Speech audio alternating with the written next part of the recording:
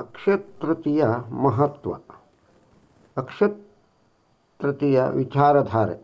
ಇಂದು ಅಕ್ಷತೃತೀಯ ಹಿಂದೂ ಧರ್ಮದಲ್ಲಿ ಈ ದಿನಕ್ಕೆ ವಿಶೇಷ ಮಹತ್ವವಿದೆ. ಅವುಗಳೆಂದರೆ 4 ಯುಗಗಳಾದ ಸತ್ಯ, ತ್ರೇತ್ರ, ದ್ವಾಪರ ಮತ್ತು ಕಲಿಯುಗಗಳಲ್ಲಿ ಸತ್ಯ ಅಥವಾ ಕೃತಯುಗ ಪ್ರಾರಂಭವಾಗಿದ್ದು ಅಕ್ಷತೃತೀಯ ದಿನದಂದು.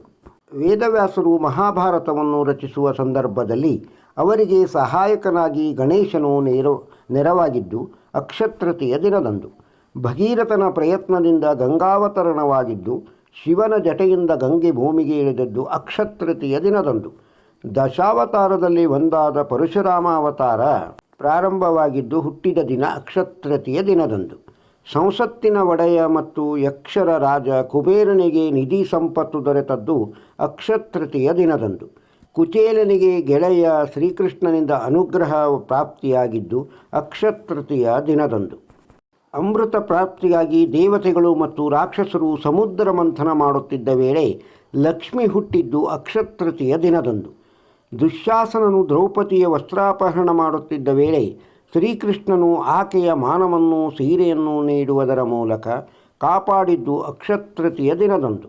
ಅಕ್ಷತೃತೀಯ ದಿನದಂದು ತಮ್ಮ ಸಾಮರ್ಥ್ಯಾನುಸಾರ ಹೋಮವನ್ನು ನೆರವೇರಿಸಿದ್ದಲ್ಲಿ ಅಥವಾ ಸಾರ್ವಜನಿಕವಾಗಿ ಹೋಮ ಆಯೋಜಿಸಿದ ಸ್ಥಳದಲ್ಲಿ ಭಾಗವಹಿಸಿದರೆ ಅಶ್ವಮೇಧ ಯಾಗ ಮಾಡಿದ ಪುಣ್ಯ ಪ್ರಾಪ್ತಿಯಾಗುತ್ತದೆ.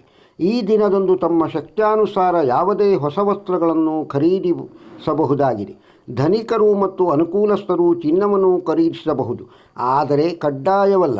ಏನೂ ಬೇಡವೆಂದರೂ ಅಡಿಗೆಗೆ ಬಳಸುವ ಉಪ್ಪಿನ ಪ್ಯಾಕೆಟನ್ನಾದರೂ ಖರೀದಿಸಿದರೆ ಚಿನ್ನವನ್ನು ಖರೀದಿಸಿದ ಫಲವೇ ಪ್ರಾಪ್ತಿಯಾಗುತ್ತದೆ. ಅಕ್ಷತೃತೀಯ ದಿನದ ಇಡೀ ದಿನದ ಪ್ರತಿಯೊಂದು ಗಳಿಗೆಯೂ ಶುಭ ಮುಹೂರ್ತದ್ದೇ ಆಗಿರುತ್ತದೆ.